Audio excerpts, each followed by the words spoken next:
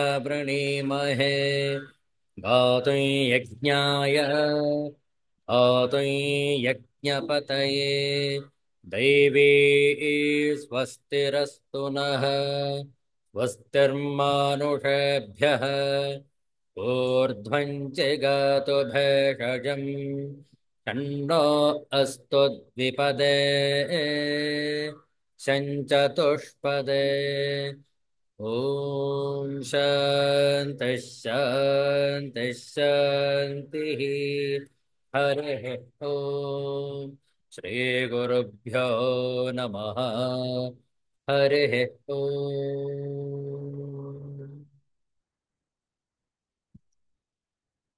Universal prayer. Let's stand this prayer together. O hidden life, vibrant in every atom, O hidden light, shining in every creature, O hidden love, embracing all in oneness, may each who feels himself as one with thee know he is also one with every other. Om Shanti, Shanti, Shanti. ಇಂದು ಅತ್ಯಂತ ಶ್ರೇಷ್ಠವಾದಂತಹ ಪೂರ್ಣಚಂದ್ರನ ದಿನ, ಹುಣ್ಣಿಮೆ, ಮಾರ್ಗಶೀರ್ಷ ಶುದ್ಧ ಹುಣ್ಣಿಮೆಯ ಭಾನುವಾಸರ December 15, 2024 ಇಸವಿ, ದತ್ತಾತ್ರೇಯರ ಜಯಂತಿಯ ಸಂದರ್ಭ ಒಂದು ಸುಂದರವಾದ ದತ್ತಾತ್ರೇಯರ ಸ್ತೋತ್ರವನ್ನು ಮಾಡೋಣ. ನಮ್ಮೊಟ್ಟಿಗೆ ತಾವು ಕೂಡ ಹಾಡಬಹುದು.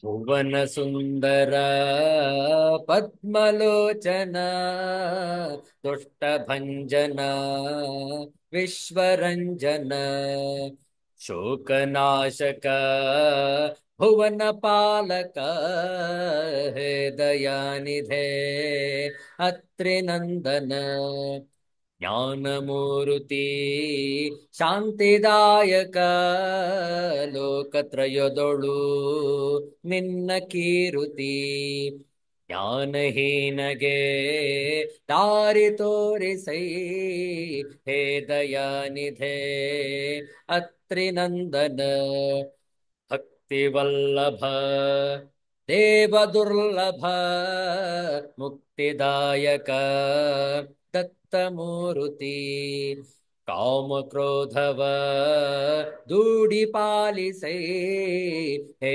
ದಯಾನಿಧೇ ಅತ್ರಿನಂದನ ಕಲಿಯುಗದಲ್ಲಿ ಧರ್ಮವಳಿಯಲು ಕರುಣೆಯಿಂದಲೇ ಧರೆಗೆ ಬಂದೆಯೋ ಪುರದಲ್ಲಿ ನೆಲೆಸಿದಾತನೇ ಹೇ ದಯಾನಿಧೇ ಅತ್ರಿನಂದನ ಯದುವಲರ್ಕರ ಮೆರೆದ ದೇವನೇ ಭಜನೆ ಮಾಳ್ಪರ ಕಾಮಧೇನವೇ ನಾಮಧಾರಗೆ ಸಿದ್ಧಿ ತೋರಿದಿ ಹೇ ದಯಾನಿಧೇ ಅತ್ರಿನಂದನ ಬಡವ ಭಕುತಗೆ ಭಾಗ್ಯ ನೀಡಿದಿ ಬರಡು ಎಮ್ಮೆಯ ಹಾಲು ಕರೆಸಿದಿ ಸತಿಗೆ ಸೌಖ್ಯವ ನೀಡಿದಾತನೇ ಹೇ ದಯಾನಿಧೇ ಅತ್ರಿನಂದನ ಹೇ ದಯಾನಿಧೇ ಅತ್ರಿನಂದನ ಪಾಪತಾಪದಿ ಬೆಂದು ಬಳಲಿದೆ ದೈನ್ಯಹಾರಕ ದೀನವತ್ಸಲ ಪಾದ ಪದ್ಮದೋಳ್ ದೇಹಿ ಭಕುತಿಯ ಹೇ ದಯಾನಿಧೇ ಅತ್ರಿನಂದನ ವಿಶ್ವರಕ್ಷಕ ವಿಶ್ವಜೀವನ ಪಾಹಿಯನ್ನನು ಶರಣು ಬಂದಿಹೆ ಕರುಣಸಾಗರ ಕರುಣೆ ತೋರಿಸೈ ಹೇ ದಯಾನಿಧೇ ಅತ್ರಿನಂದನ ಈ ಅಷ್ಟಕ ನಿತ್ಯ ಪಠಿಸಲು ಈವ ನೈಹಿಕ ಸುಖವ ಶ್ರೀ ಗುರು ಸರ್ವ ದುಃಖವು ನಾಶವಪ್ಪುದು ನಿತ್ಯ ಸುಖವನು ದತ್ತ ನೀವನು ನಿತ್ಯ ಸುಖವನು ದತ್ತ ನೀವನು ಭುವನ ಸುಂದರ ಪದ್ಮಲೋಚನ ದುಷ್ಟ ಭಂಜನ ವಿಶ್ವರಂಜನ ಶೋಕನಾಶಕ ಭುವನ ಪಾಲಕ ಹೇ ದಯಾನಿಧೆ ಅತ್ರಿನಂದನ ಹೇ ದಯಾನಿಧೆ ಅತ್ರಿನಂದನ ಹೇ ದಯಾನಿಧೆ ಅತ್ರಿನಂದನ ಸಿದ್ಧಾಂತ ಅವಧೂತ ಚಿಂತನ ಶ್ರೀ ಗುರುದೇವ ದತ್ತ ಜಯ ಜಯ ರಘುವೀರ ಸಮರ್ಥ. ಒಂದು ಸುಂದರವಾದ ಹಿಂದಿಯ ಭಜನೆ ನಾವು ಹೇಳಿಕೊಡ್ತೇವೆ, ತಾವು ಪುನರಾವರ್ತಿಸಬಹುದು.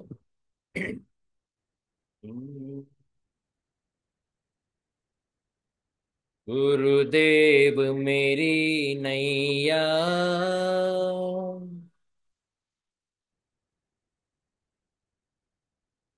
उस पार लगा देना,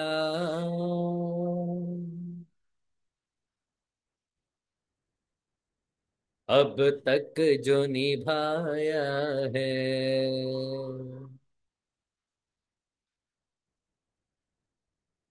आगे भी निभा देना।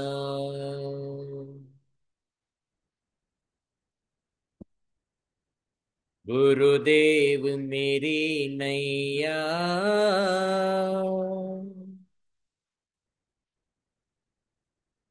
उस पार लगा देना,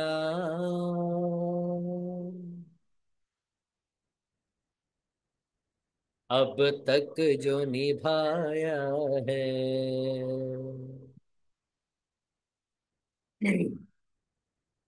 आगे भी निभा देना।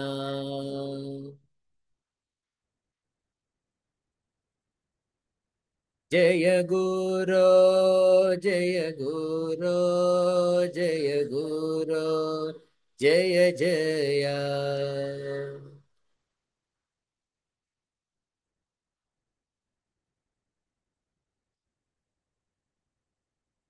गुरुदेवा गुरुदेवा गुरुदेवा गुरुदेवा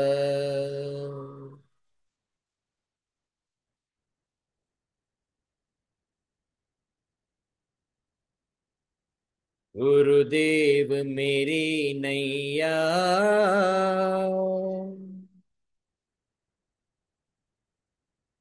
उस पार लगा देना,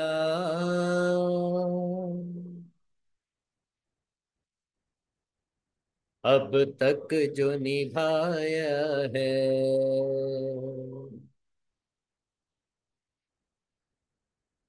आगे भी निभा देना।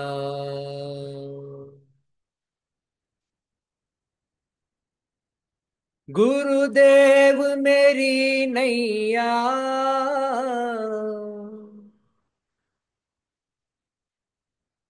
उस पार लगा देना,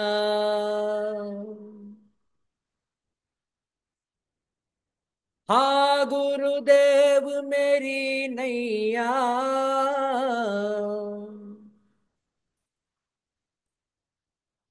उस पार लगा देना,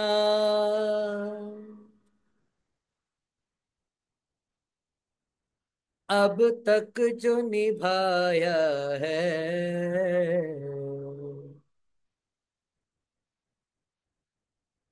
आगे भी निभा देना।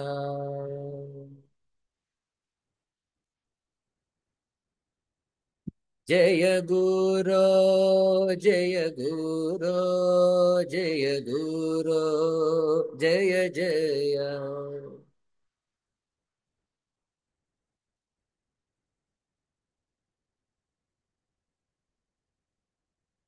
ಗುರುದೇವಾ ಗುರುದೇವಾ ಗುರುದೇವಾ ಗುರುದೇವಾ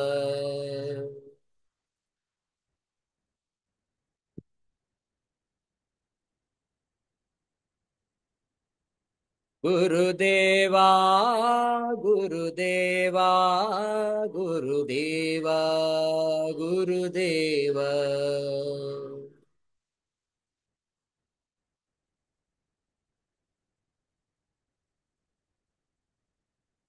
ಗುರುದೇವಾ ಗುರುದೇವಾ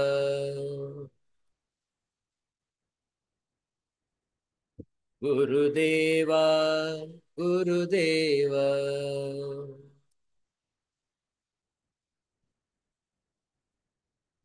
सिद्धांत अवधूत चिंतन श्री गुरुदेव दत्त जय जय रघुवीर समर्थ श्री सद्गुरुनाथ महाराज की जय हर हर नमः पार्वती पतये हर हर महादेव शंभो श्रीमद्भगवद्गीता ತ್ರಯೋದಶೋಧ್ಯಾಯ ಮೊದಲ ಶ್ಲೋಕದಿಂದ ಹಿಡಿದು 7ನೇ ಶ್ಲೋಕದವರೆಗೆ ಪಾರಾಯಣ. ಮೊದಲ ಶ್ಲೋಕವನ್ನು ಸೇರ್ಪಡೆಗೊಂಡಿರುವ ಮೊದಲ ಶ್ಲೋಕವನ್ನು ಕೂಡ ಸೇರಿಸಿಕೊಂಡರೆ ಮೊದಲ 7 ಶ್ಲೋಕಗಳು. ಕೆಲವು ಪುಸ್ತಕಗಳಲ್ಲಿ ಆ ಮೊದಲ ಶ್ಲೋಕ ಇಲ್ಲ, ಆದ್ದರಿಂದ ನಾವು ಪರದೆ ಮೇಲೆ ಹಂಚಿಕೊಂಡಿದ್ದೇವೆ. ತಾವು ನೋಡಿಕೊಂಡು ಪಾರಾಯಣವನ್ನು ಮಾಡಬಹುದು ನಮ್ಮೊಟ್ಟಿಗೆ. ತ್ರಯೋದಶೋಧ್ಯಾಯ ಮೊದಲ 7 ಶ್ಲೋಕಗಳನ್ನು ಒಟ್ಟಿಗೆ ಪಾರಾಯಣ ಮಾಡುವ.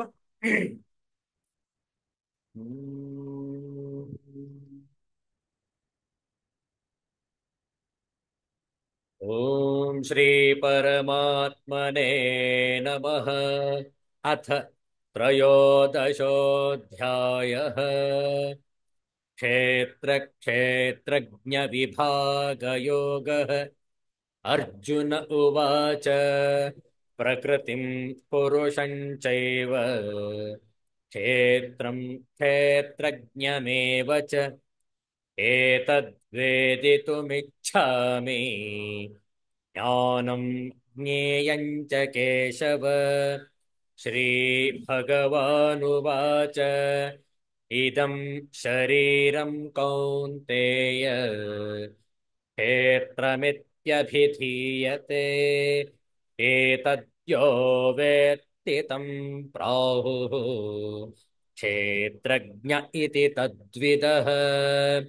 ಕ್ಷೇತ್ರಜ್ಞಂ ಚಾಪಿ ಮಾಂ ವಿದ್ಧಿ ಸರ್ವಕ್ಷೇತ್ರೇಷು ಭಾರತ.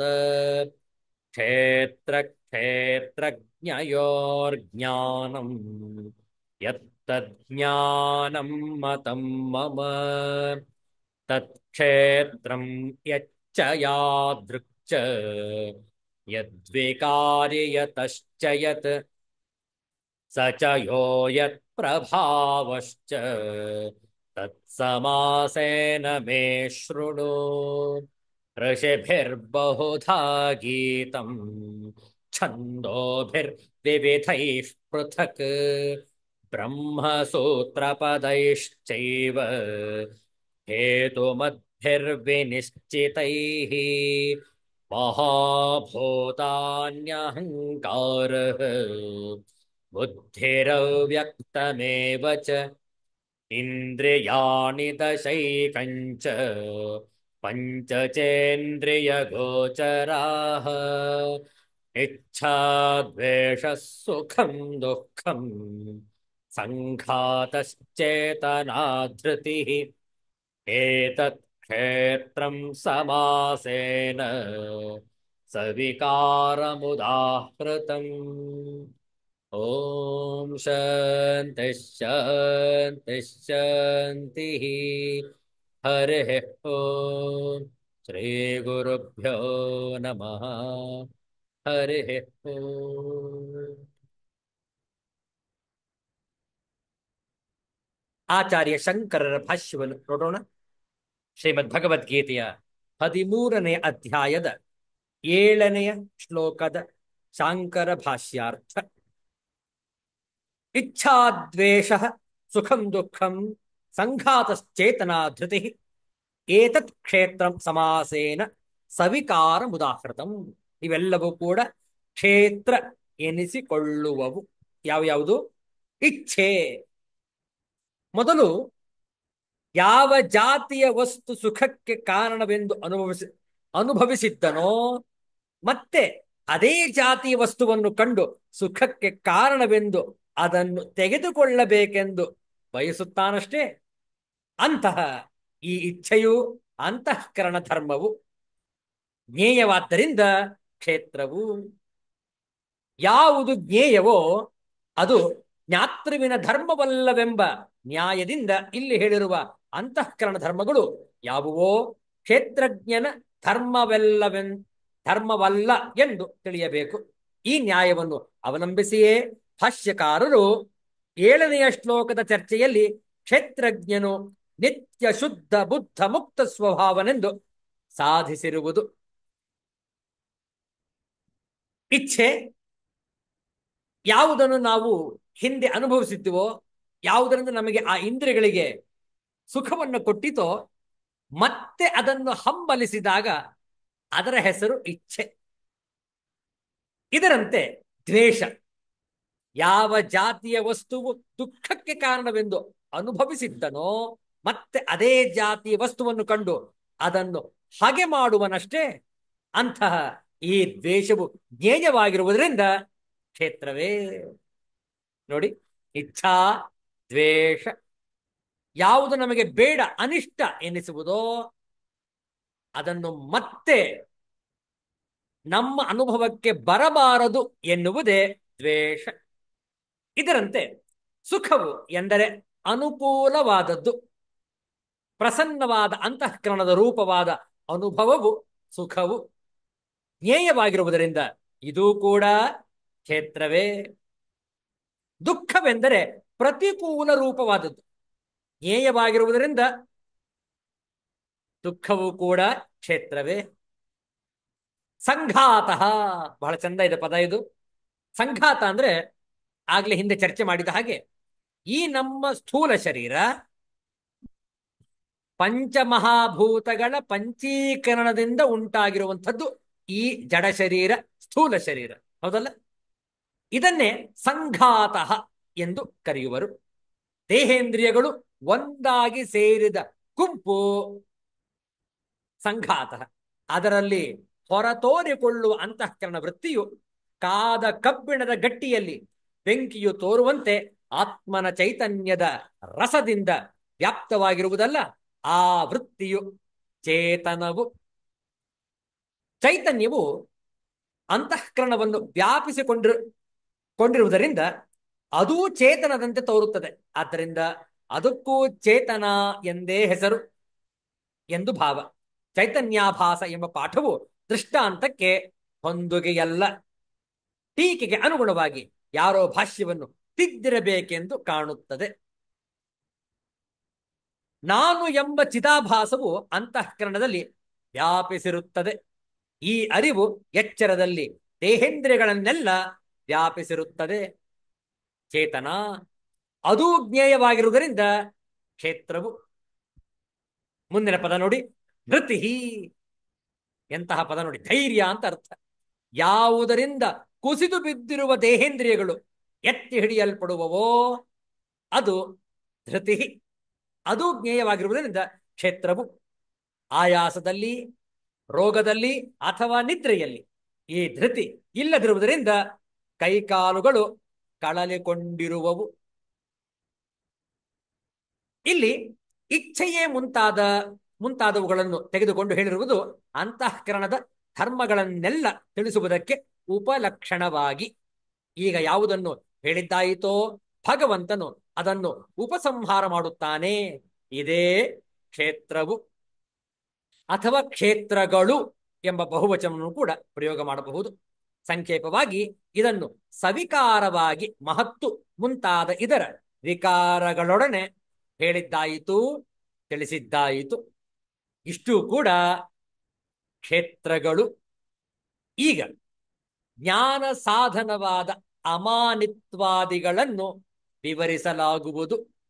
ಯಾವುದನ್ನು ನಾವು ಅಳವಡಿಸಿಕೊಂಡಾಗ ನಮ್ಮ ದೈನಂದಿನ ಜೀವನದಲ್ಲಿ ಈ ಸಾಧನೆಯನ್ನು ಹಾಸುಹೊಕ್ಕಾಗಿಸಿಕೊಂಡಾಗ ಮಾತ್ರ ನೋಡಿ ಆ ಕ್ಷೇತ್ರಜ್ಞನ ಪರಮಧಾಮವನ್ನು ನಾವೆಲ್ಲರೂ ಕೂಡ ಅನುಭಾವಿಸಬಹುದು, ಅನುಷ್ಠಾನವನ್ನು ಮಾಡಬಹುದು. ಆದ್ರಿಂದ ಆಚಾರ್ಯ ಶಂಕರರು ಅವತರಣಿಕಾ ಭಾಷ್ಯದಲ್ಲಿ ಬರಿತಾ ಇದ್ದಾರೆ, ಯಸ್ಯ ಕ್ಷೇತ್ರ ಭೇದ ಜಾತಸ್ಯ ಸಂಹತಿ ಇದಂ ಶರೀರಂ ಕ್ಷೇತ್ರಂ ಇತಿ ಉಕ್ತಂ ತತ್ ಕ್ಷೇತ್ರಂ ವ್ಯಾಖ್ಯಾತಂ ಮಹಾಭೂತಾದಿ ಭೇದ ಭಿನ್ನಂ ಧೃತ್ಯಂತಂ ಕ್ಷೇತ್ರಜ್ಞ ವಕ್ಷ್ಯಮಾಣ ವಿಶೇಷಣ ಯಸ್ಯ ಸತ್ಪ್ರಭಾವಸ್ಯ ಕ್ಷೇತ್ರಜ್ಞಸ್ಯ ಪರಿಜ್ಞಾನಾತ್ ಅಮೃತತ್ವಂ ಭವತಿ ತಮ್ಮ ಜ್ಞೇಯಂ ಯತ್ತತ್ ಪ್ರವಕ್ಷ್ಯಾಮಿ ಇತ್ಯಾದಿನ ಸವಿಶೇಷಣಂ ಸ್ವಯಮೇವ ವಕ್ಷ್ಯತಿ ಭಗವಾನ್. ಅಧುನಾ ತು ತಜ್ಞಾನ ಸಾಧನಗಣಂ ಅಮಾನಿತ್ವಾದಿ ಲಕ್ಷಣಂ ಯಸ್ಮಿನ್ ಸತಿ ತಜ್ಞೇಯ ವಿಜ್ಞಾನೆ ಯೋಗ್ಯೋ ಅಧಿಕೃತೋ ಭವತಿ ಯತ್ಪರಃ ಸನ್ಯಾಸಿ ಜ್ಞಾನನಿಷ್ಠಃ ಉಚ್ಯತೆ ತಮ್ಮ ಅಮಾನಿತ್ವಾದಿ ಗಣಂ ಜ್ಞಾನ ಸಾಧನತ್ವಾತ್ ಜ್ಞಾನ ಶಬ್ದವಾಚ್ಯಂ ವಿದಧಾತಿ ಭಗವಾನ್. ನೋಡಿ, ಅವತರಣಿಕಾ ಭಾಷ್ಯದಲ್ಲಿ ಆಚಾರ್ಯ ಶಂಕರರು ಈ ಒಂದು ಅಮಾನಿತ್ವಾದಿ ಗುಣಗಳನ್ನು ಹೇಳುವ ಮುನ್ನ ಒಂದು ಪೀಠಿಕೆಯಾಗಿ ಹೇಳ್ತಾ ಇದ್ದಾರೆ. ನೋಡಿ, ಯಾವ ಕ್ಷೇತ್ರದ ಅನೇಕ ವಿಕಾರಗಳ ಗುಂಪನ್ನೇ ಈ ಶರೀರವು ಕ್ಷೇತ್ರವು ಎಂದು ಹೇಳಲಾಗಿತ್ತೋ, ಮಹಾಭೂತವೇ ಮುಂತಾದ ವಿಶೇಷಗಳುಳ್ಳದ್ದಾಗಿ ಬೇರೆ ಬೇರೆಯಾಗಿರುವ ಧೃತಿಯವರೆಗಿನ ಆ ಕ್ಷೇತ್ರವನ್ನು ವಿವರಿಸಿದ್ದಾಯಿತು. ಕ್ಷೇತ್ರಜ್ಞನೆಂದರೆ ಮುಂದೆ ಹೇಳುವ ವಿಶೇಷಣಗಳುಳ್ಳವನು. ಪ್ರಭಾವಗಳೊಳಗೂಡಿದ ಯಾವ ಕ್ಷೇತ್ರಜ್ಞನನ್ನು ಅರಿತುಕೊಳ್ಳುವುದರಿಂದ ಅಮೃತತ್ವವಾಗುವುದೋ ಆತನನ್ನು ಜ್ಞೇಯವು ಯಾವುದೋ ಅದನ್ನು ಹೇಳುವೆನು. ಜ್ಞೇಯಂ ಯತ್ತತ್ ಪ್ರವಕ್ಷ್ಯಾಮಿ ಎಂದು ಮುಂತಾಗಿರುವ ಗ್ರಂಥದಿಂದ ಭಗವಂತನು ತಾನೇ ವಿಶೇಷಣಗಳೊಡನೆ ಹೇಳುವನು.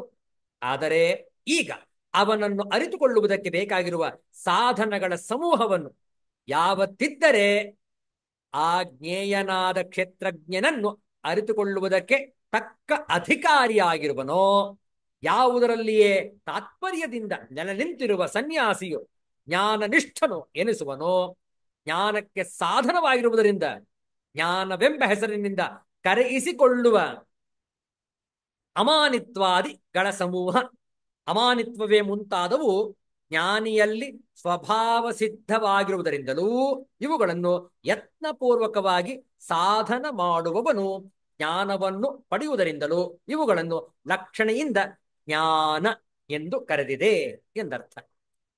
ಆ ಅಮಾನಿತ್ವಾದಿಗಳ ಸಮೂಹವನ್ನು ಭಗವಂತನು ಈಗ ತಿಳಿಸಿಕೊಡುವನು. ನೋಡುವ, ಮುಂದಿನ ಶ್ಲೋಕವನ್ನು 2 ಬಾರಿ ಪಾರಾಯಣ ಮಾಡುವ. ಅಮಾನಿತ್ವಾದಿ ಅನೇಕ ಗುಣಗಳು ಬಹಳ ಸೊಗಸಾಗಿವೆ. ಒಂದೊಂದಾಗಿ ಸವಿವರವಾಗಿ ಭಾಷ್ಯ ಸಹಿತ ತಿಳಿದುಕೊಳ್ಳೋಣ. 2 ಬಾರಿ ಪಾರಾಯಣ. ಅಮಾನಿತ್ವಮದಂಭಿತ್ವಂ ಅಹಿಂಸಾ ಕ್ಷಾಂತಿರಾರ್ಜವಂ. ನೋಡಿಕೊಳ್ಳಿ, ಅಮಾನಿತ್ವಮದಂಭಿತ್ವಂ ಅಹಿಂಸಾ ಕ್ಷಾಂತಿರಾರ್ಜವಂ ಆಚಾರ್ಯೋಪಾಸನಂ ಶೌಚಂ ಸ್ಥೈರ್ಯಮಾತ್ಮವಿನಿಗ್ರಹ. ಮತ್ತೊಮ್ಮೆ, ಅಮಾನಿತ್ವಮದಂಭಿತ್ವಂ ಅಹಿಂಸಾ ಕ್ಷಾಂತಿರಾರ್ಜವಂ ಆಚಾರ್ಯೋಪಾಸನಂ ಶೌಚಂ ಸ್ಥೈರ್ಯಮಾತ್ಮವಿನಿಗ್ರಹ.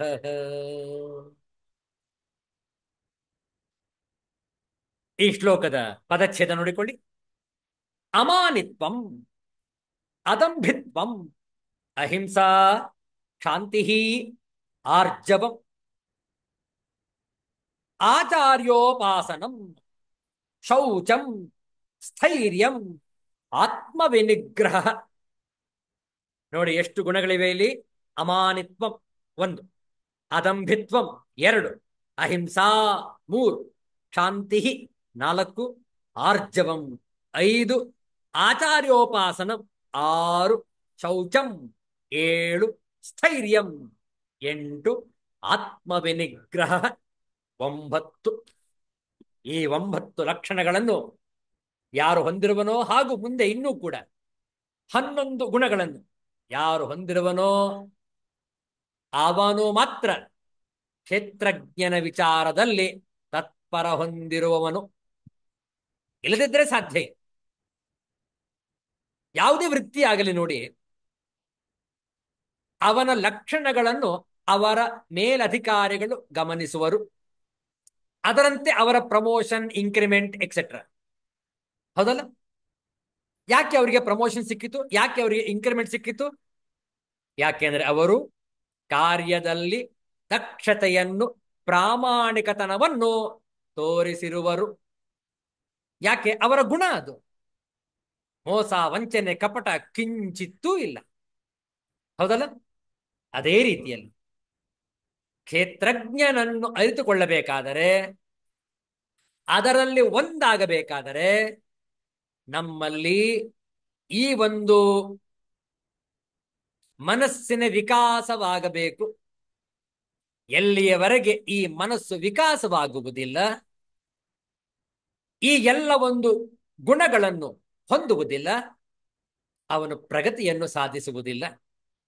ಆದ್ದರಿಂದಲೇ ಈ ಗುಣಗಳನ್ನು ಪ್ರತಿಯೊಬ್ಬರು ಕೂಡ ಅಭ್ಯಸಿಸಬೇಕು, ಸಾಧನೆಯನ್ನು ಮಾಡಬೇಕು ಎಂಬುದು ಗೀತಾಚಾರ್ಯನ ಉಪದೇಶ. ನೋಡುವ ಅನ್ವಯಾರ್ಥ. ಈ 9 ಗುಣಗಳುಳ್ಳ ಈ ಶ್ಲೋಕದ ಅನ್ವಯಾರ್ಥವನ್ನು ನೋಡೋಣ. ಅಮಾನಿತ್ವಂ. ಅಮಾನಿತ್ವಂ ಶ್ರೇಷ್ಠತೆಯ ಅಭಿಮಾನದ ಅಭಾವ. ಅದಂಭಿತ್ವಂ ದಂಭಾಚರಣೆಯ ಅಭಾವ. ಯಾವುದೇ ಕಪಟ ಇಲ್ಲ, ಯಾವುದೇ ಬೂಟಾಟಿಕೆ ಇಲ್ಲ, ಯಾವುದೇ ಆಷಾಢಭೂತಿತನ ಇಲ್ಲ. ಅಹಿಂಸಾ, ಯಾವುದೇ ಪ್ರಾಣಿಯನ್ನು ಯಾವುದೇ ರೀತಿಯಲ್ಲಿ ಹಿಂಸಿಸದಿರುವುದು ಅಹಿಂಸಾ. ಕ್ಷಾಂತಿ ಕ್ಷಮಾಭಾವ. ಆರ್ಜವಂ ಮನಸ್ಸು, ವಾಣಿ ಮೊದಲಾದವುಗಳಲ್ಲಿ ಸರಳತೆ ಆರ್ಜವಂ. ಆಚಾರ್ಯೋಪಾಸನಂ ಶ್ರದ್ಧಾ ಭಕ್ತಿಪೂರ್ವಕವಾಗಿ ಗುರು ಸೇವೆ. ಶೌಚಂ ಹೊರಗಿನ ಒಳಗಿನ ಶುದ್ಧಿ.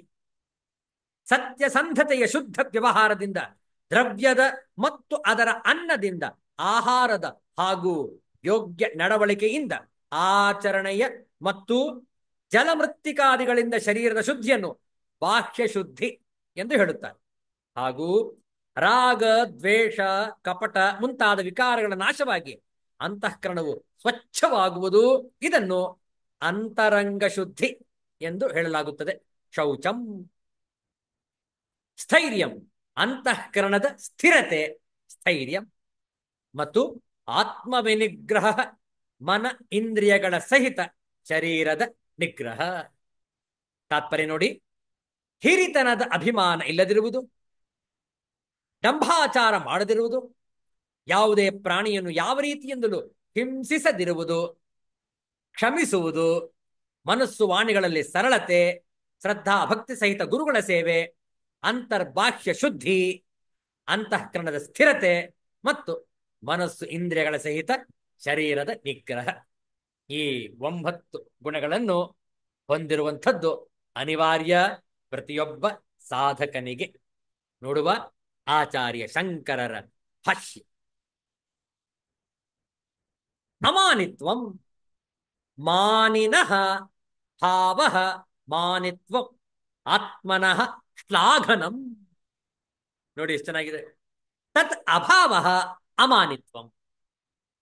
ಅದಂಭಿತ್ವಂ ಸ್ವಧರ್ಮ ಪ್ರಕಟೀಕರಣಂ ದಂಭಿತ್ವಂ. ಬಹಳ ಚಂದ ಇದೆ. ತತ್ ಅಭಾವ ಅದಂಭಿತ್ವಂ. ಅಹಿಂಸಾ ಅಹಿಂಸಸ ಅಹಿಂಸನಂ ಪ್ರಾಣಿನಾಂ ಅಪೀಡನಂ. ಕ್ಷಾಂತಿ ಪರಾಪರಾಧ ಪ್ರಾಪ್ತೌ ಅವಿಕ್ರಿಯಾ. ಆರ್ಜವಂ ರುಜುಭಾವ ಅವಕ್ರತ್ವಂ. ಆಚಾರ್ಯೋಪಾಸನ ಮೋಕ್ಷ ಸಾಧನೋಪದೇಷ್ಟು ಆಚಾರ್ಯಸ್ಯ ಶುಶ್ರೂಷಾದಿ ಪ್ರಯೋಗೇಣ ಸೇವನಂ ಶೌಚಂ ಕಾಯಮಾ ಕಾಯಮಲಾನಾಂ ಮೃಜ್ಜಲಾಭ್ಯಾಂ ಪ್ರಕ್ಷಾಳನಂ ಅಂತಶ್ಚ ಮನಸಃ ಪ್ರತಿಪಕ್ಷ ಭಾವನೆಯ ರಾಗಾದಿಮಲಾನಾಂ ಅಪನಯನಂ ಅಪನಯನಂ ಶೌಚಂ ಸ್ಥೈರ್ಯಂ ಸ್ಥಿರಭಾವಃ ಮೋಕ್ಷಮಾರ್ಗೇ ಏವ ಕೃತಾಧ್ಯವಸಾಯತ್ವಂ ಆತ್ಮವಿನಿಗ್ರಹಃ ಆತ್ಮನಃ ಉಪಕಾರಕತೆಯ ಆತ್ಮಶಬ್ದವಾಚ್ಯಸ್ಯ ಕಾರ್ಯಕರಣ ಸಂಘಾತಸ್ಯ ವಿನಿಗ್ರಹಃ ಸ್ವಭಾವೇನ ಸರ್ವತಃ ಪ್ರವೃತ್ತಸ್ಯ ಸನ್ಮಾರ್ಗೇ ಏವ ನಿರೋಧಃ ಆತ್ಮವಿನಿಗ್ರಹಃ. ಭಾಷ್ಯಾರ್ಥವನ್ನು ನೋಡೋಣ. ಅಮಾನಿತ್ವವು, ಮಾನಿತ್ವ ಎಂದರೆ ಮಾನಿಯಾಗಿರುವುದು, ತನ್ನನ್ನು ತಾನೇ ಮೆಚ್ಚುವುದು, ಅದಲ್ಲದ್ದು ಅಮಾನಿತ್ವವು. ಮಾನಿತ್ವವಲ್ಲದ್ದು ಎಂದು ಮುಂತಾಗಿ ಇಲ್ಲಿ ವಿಗ್ರಹಗಳನ್ನು ತಿಳಿಸಿದ್ದರೂ ಅಮಾನಿತ್ವಾದಿಗಳು ಅಭಾವ ಮಾತ್ರವಲ್ಲ, ಅದಕ್ಕಾಗಿ ಮಾಡುವ ಭಾವರೂಪವಾದ ಪ್ರಯತ್ನವೂ ಎಂದು ಭಾಷ್ಯಕಾರರ ಅವತರಣಿಕೆಯಿಂದ ವ್ಯಕ್ತವಾಗುತ್ತದೆ. ಮಾನಿತ್ವ ಎಂದರೆ ಮಾನಿಯಾಗಿರುವುದು, ತನ್ನನ್ನು ತಾನೇ ಮೆಚ್ಚುವುದು, ಅದಲ್ಲದ್ದು ಅಮಾನಿತ್ವವು. ಅದಂಭಿತ್ವವು, ದಂಭಿತ್ವವೆಂದರೆ ತನ್ನ ಧರ್ಮವನ್ನು ಪ್ರಕಟ ಮಾಡಿಕೊಳ್ಳುವುದು, ಅದಲ್ಲದ್ದು ಅದಂಭಿತ್ವವು. ಅಹಿಂಸೆ, ಹಿಂಸೆ ಮಾಡದಿರುವುದು, ಪ್ರಾಣಿಗಳಿಗೆ ತೊಂದರೆ ಮಾಡದಿರುವುದು. ಶಾಂತಿ, ಮತ್ತೊಬ್ಬರು ತಪ್ಪು ಮಾಡಿದರೂ ಮನಸ್ಸಿನಲ್ಲಿ ವಿಕಾರವನ್ನು ಹೊಂದದಿರುವುದು ಶಾಂತಿ, ಕ್ಷಮಾಗುಣ. ಆರ್ಜವಂ, ರುಜುವಾಗಿರುವುದು, ಕೊಂಕು ನಡತೆ ಇಲ್ಲದೆ ಇರುವುದು.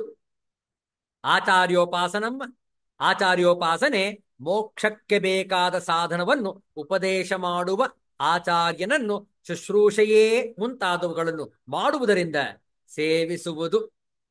ಶೌಚವು, ಶರೀರದ ಮಲಗಳನ್ನು ಮಣ್ಣು ನೀರುಗಳಿಂದ ತೊಳೆದುಕೊಳ್ಳುವುದು ಶೌಚವು. ಮತ್ತು ಒಳಗೆ ಮನಸ್ಸಿನಲ್ಲಿರುವ ರಾಗವೇ ಮುಂತಾದ ಮಲಗಳನ್ನು ಪ್ರತಿಪಕ್ಷವನ್ನು ಭಾವನೆ ಮಾಡುವುದರಿಂದ ಹೋಗಲಾಡಿಸಿಕೊಳ್ಳುವುದು ಅಂತಃಕರಣ ಶುದ್ಧಿ. ರಾಗವನ್ನು ವೈರಾಗ್ಯದಿಂದ, ದ್ವೇಷವನ್ನು ಪ್ರೇಮದಿಂದ, ಹೀಗೆ ಪ್ರತಿಪಕ್ಷಗಳನ್ನು ಭಾವಿಸಿ ರಾಗಾದಿಗಳನ್ನು ಕಳೆದುಕೊಳ್ಳುವುದು ಶೌಚವೇ. ಪ್ರತಿಪಕ್ಷ ಭಾವನೆಯ ವಿಷಯಕ್ಕೆ ಯೋಗ ಸೂತ್ರವನ್ನು ನಾವು ಅಧ್ಯಯನ ಮಾಡತಕ್ಕದ್ದು. ಸ್ಥೈರ್ಯವು, ಸ್ಥೈರ್ಯ ಅಂದ್ರೇನು? ಸ್ಥಿರವಾಗಿರುವುದು, ಮೋಕ್ಷ ಮಾರ್ಗದಲ್ಲಿಯೇ ನಡೆಯುವೆನೆಂದು ನಿಶ್ಚಯವನ್ನು ಮಾಡಿಕೊಂಡಿರುವುದು. ಆತ್ಮವಿನಿಗ್ರಹ, ಆತ್ಮನಿಗೆ ಬೇಕಾದದ್ದನ್ನು ಮಾಡಿಕೊಡುವ ಸಾಧನವಾಗಿರುವುದರಿಂದ ಆತ್ಮ ಎಂಬ ಹೆಸರಿನಿಂದ ಕರೆಯಿಸಿಕೊಳ್ಳುವ ಕಾರ್ಯಕರಣ ಸಂಘಾತದ ವಿನಿಗ್ರಹವು ಸ್ವಭಾವದಿಂದ ಎಲ್ಲಾ ಕಡೆಗೂ ಹರಿಯುತ್ತಿರುವ ಅದನ್ನು ಸರಿಯಾದ ದಾರಿಯಲ್ಲಿಯೇ ನಡೆಯುವಂತೆ ತಡೆಗಟ್ಟುವುದು ಆತ್ಮವಿನಿಗ್ರಹವು. ನೋಡಿ, ಈ 9 ಗುಣಗಳು ಎಷ್ಟು ಸ್ಪಷ್ಟವಾಗಿವೆ. ನಾವೆಲ್ಲರೂ ಕೂಡ ಸಾಧನಾ ಮಾರ್ಗದಲ್ಲಿ ಈ ಸಾಧನೆಗಳನ್ನು ಅಳವಡಿಸಿಕೊಳ್ಳುವಂಥದ್ದು. ನೋಡುವ ಇದರ ಭಾವಾರ್ಥವನ್ನು ಹಿಂದಿ ಹಾಗೂ ಇಂಗ್ಲಿಷ್ ಭಾಷೆಯಲ್ಲಿ.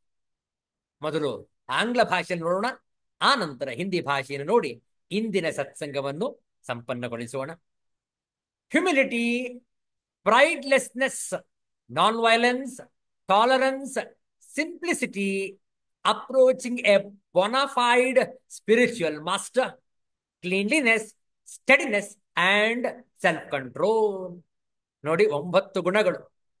ಹ್ಯುಮಿಲಿಟಿ 1, ಪ್ರೈಡ್ಲೆಸ್, ಹೀಗೆ 9 ಗುಣಗಳನ್ನು ಈ ಶ್ಲೋಕದಲ್ಲಿ ಹೇಳಲಾಗಿದೆ. ಇದರ ಹಿಂದಿಯ ಭಾವಾನುವಾದವನ್ನು ಕೂಡ ನೋಡೋಣ. ವಿನಮ್ರತಾ, ದಂಭಹೀನತಾ, ಅಹಿಂಸಾ, ಸಹಿಷ್ಣುತಾ, सरलता, प्रामाणिक गुरु के पास जाना, पवित्रता, स्थिरता, आत्मसंयम और इंद्रिय तृप्ति के विषयों का परित्याग. ಅದು ಇಂದ್ರಿಯ ತೃಪ್ತಿ ಮುಂದಿನ ಶ್ಲೋಕಕ್ಕೆ ಬರುತ್ತೆ. ಆತ್ಮ ಸಂಯಮ, ಆತ್ಮ ವಿನಿಗ್ರಹ, ಇಷ್ಟನ್ನು ಕೂಡ ಈ 9 ಗುಣಗಳನ್ನು ನಾವು ಅಳವಡಿಸಿಕೊಳ್ಳಬೇಕು ಎಂಬುದನ್ನು ಈಗ ಚರ್ಚೆ ಮಾಡಿದ್ದೇವೆ.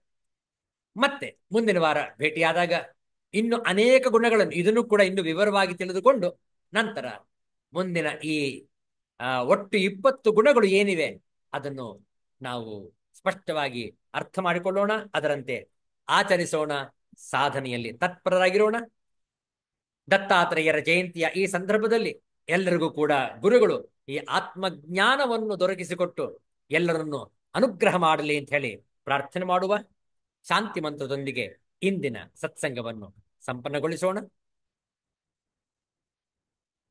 ಓಂ ಸ್ವಸ್ತಿ ಪ್ರಜಾಭ್ಯಃ ಪರಿಪಾಲಯಂತಾಂ ನ್ಯಾಯೇನ ಮಾರ್ಗೇಣ ಮಹೀಂ ಮಹೇಶಾಃ. ಗೋಬ್ರಾಹ್ಮಣೇಭ್ಯಃ ಶುಭಮಸ್ತು ನಿತ್ಯಂ. ಲೋಕಾಃ ಸಮಸ್ತಾಃ ಸುಖಿನೋ ಭವಂತು. ಕಾಲೇ ವರ್ಷತು ಪರ್ಜನ್ಯಃ. ಪೃಥಿವೀ ಸಸ್ಯಶಾಲಿನಿ. ದೇಶೋऽಯಂ ಶೋಭರಹಿತಃ. ಬ್ರಾಹ್ಮಣಾಃ ಸಂತು ನಿರ್ಭಯಾಃ. ಸರ್ವೇಷಾಂ ಸ್ವಸ್ತಿ ಭವತು. ಸರ್ವೇಷಾಂ ಶಾಂತಿರ್ಭವತು. ಸರ್ವೇಷಾಂ ಪೂರ್ಣಂ ಭವತು. ಸರ್ವೇಷಾಂ ಮಂಗಳಂ ಭವತು. ಸರ್ವೇ ಭವಂತು ಸುಖಿನಃ. ಸರ್ವೇ ಸಂತು ನಿರಾಮಯಾಃ. ಸರ್ವೇ ಭದ್ರಾಣಿ ಪಶ್ಯಂತು. ಮಾ ಕಶ್ಚಿತ್ ದುಃಖಭಾಗ್ ಭವೇತ್. असतो मा सद्गमय. तमसो मा ज्योतिर्गमय. मृत्योर्मा अमृतङ्गमय. ॐ शान्तिः शान्तिः शान्तिः. हरिः ॐ श्रीगुरुभ्यो नमः. हरिः ॐ. ಮತ್ತೆ ಭೇಟಿಯಾಗೋಣ. ಎಲ್ಲರಿಗೂ ಒಳಿತಾಗಲಿ, ಎಲ್ಲರಿಗೂ ಶುಭವಾಗಲಿ. ಜೈ ಶ್ರೀ ಗುರುದೇವ ದತ್ತ.